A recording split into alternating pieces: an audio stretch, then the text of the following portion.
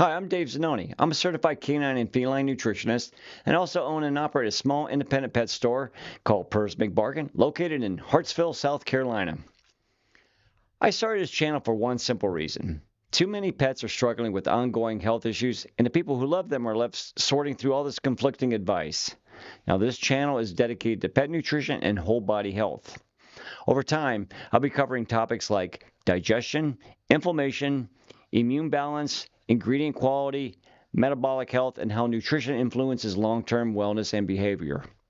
Now, this first video is focused on one of the most common concerns I see every single day: dogs that lick and chew their paws and scratch persistently.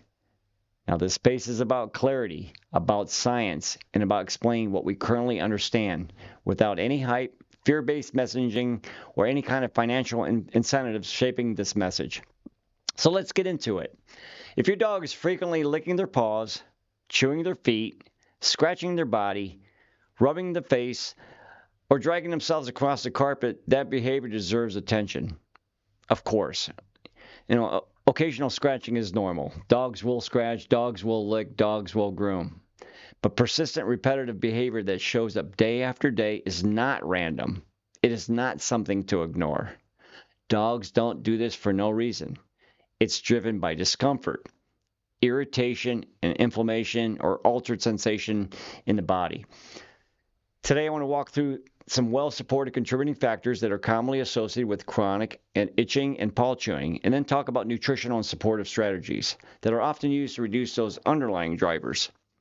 This is educational discussion. This is not a diagnosis. This is not medical advice, and by no means is it meant to replace veterinarian care. This is meant to help you understand patterns, context, and physiology so you can ask better questions and make more informed decisions regarding your beloved pet. Now, one of the most important things to understand is that chronic itching in dogs is often multifactorial. In many cases, the skin is not the original source of the problem. It's one of the places where, the imbalance becomes visible. So it's working inside your dog, and then eventually it's going to come out as your dog's going to start to scratch and stuff. But something's going on there, all right? So the skin plays a role in immune function, barrier protection, temperature regulation, and interaction with the environment. When internal systems are under stress, the skin is often one of the first organs to reflect that stress. This helps explain why paws are so commonly involved. Paws have thinner skin. They are in constant contact with the environment. They are exposed to moisture, surfaces, residues, and temperature changes. And they also have a dense nerve supply. That combination makes paws a very sensitive outlet when something internally is off. Low-grade, ongoing inflammation is widely recognized as a contributing factor to many chronic conditions in dogs, including skin discomfort. Okay, so inflammation doesn't always show up clearly on any sort of routine blood work, but it will show up in their behavior. Inflammation can sensitize nerve endings, it can alter immune signaling, and it can also lower the threshold at which sensations are perceived as itchy or uncomfortable. Dietary factors that may contribute include highly processed foods, imbalanced fatty acid, limited dietary variety over long periods, and certain additives that increase oxidative or inflammatory stress. Okay, now that does not mean that every single ingredient is inherently bad. It means total dietary context matters. The combination, the processing, the balance, and the duration of exposure all play a role. Okay, it's very important. You got to look at the bag ingredients. I mean, do some research. I mean, if it's cheap for a reason. Your dog will pay the price, okay? So there's also a very well-established relationship between gastrointestinal tract and immune regulation. A large portion of the immune system is associated with the gut. Now, when the digestion is impaired, when the microbiome is imbalanced, or when intestinal barrier integrity is compromised, the immune signaling can become dysregulated. So basically, instead of responding proportionately, the immune system can become reactive and misdirected. So there's a lot that goes on in the gut that helps health, not only for your dogs, for us too. Okay, so in some dogs, that correlates with skin manifestations like itching, paw chewing, and reoccurring ear issues. Now, dogs with this pattern may also have softer stools, experience a lot of gas, digestive inconsistency, or symptoms that fluctuate seasonally but never fully resolve. That doesn't mean that the gut is the only factor. This means that the gut is often part of the bigger conversation. Okay, so true food allergies in dogs is relatively uncommon. However, dietary sensitization is recognized and documented. Okay, so now we'll see this that when the immune system is repeatedly exposed to the same diet protein over very long periods of time without any sorts of variation, dogs eating the same thing, chicken, chicken, chicken, chicken, chicken. This is not good. You need to add some different amino acids in there. Help your dog. Over time, that constant exposures can reduce immune tolerance. So in some dogs, this shows up as skin and ear symptoms rather than digestive upset.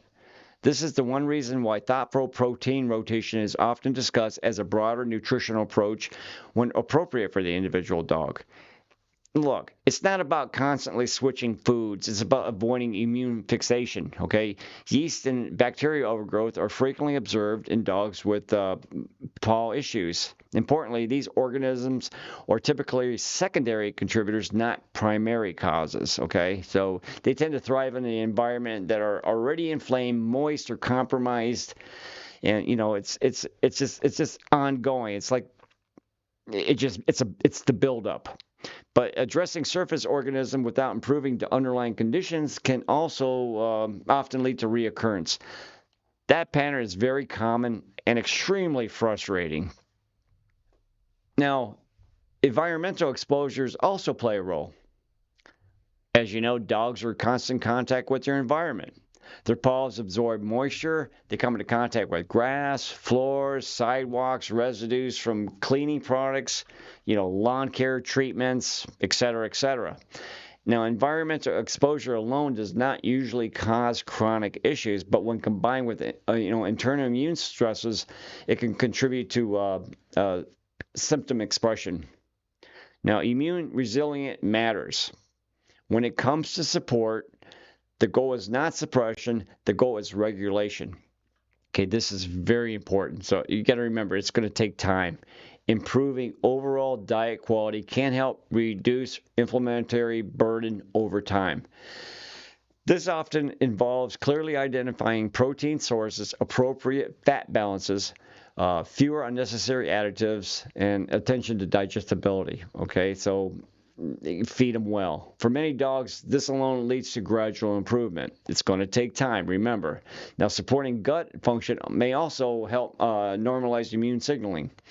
Now, this can include species-appropriate probiotics, fermented components formulated for dogs, and digestive enzymes when indicated.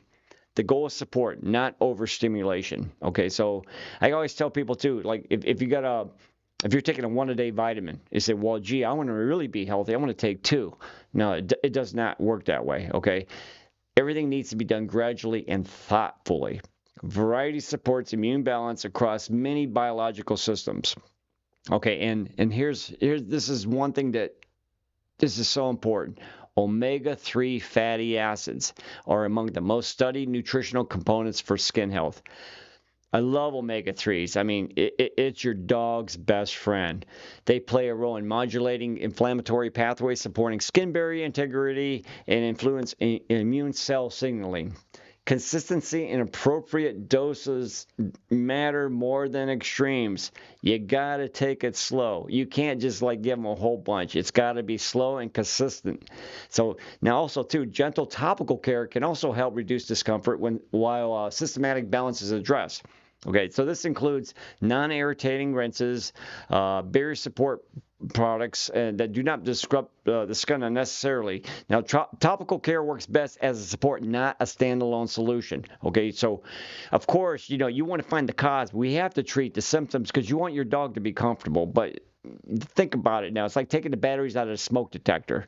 Yeah, the alarm's not going to go off. Fix that problem. It's not that simple. Okay, so Now, avoid chasing symptoms without addressing broader context. Avoid assuming that one cause explains every single dog. Progress is often gradual, but layered, calm support tends to regulate systems more effectively than suppression. If your dog is licking, chewing, or scratching persistently, they're communicating discomfort. They're saying, hey, something's wrong here. Please help me. Many dogs do improve meaningfully when inflammation, nutrition, and immune balance are addressed together, but progress may take time. But systems that are supported calmly tend to regulate better over the long term. Okay?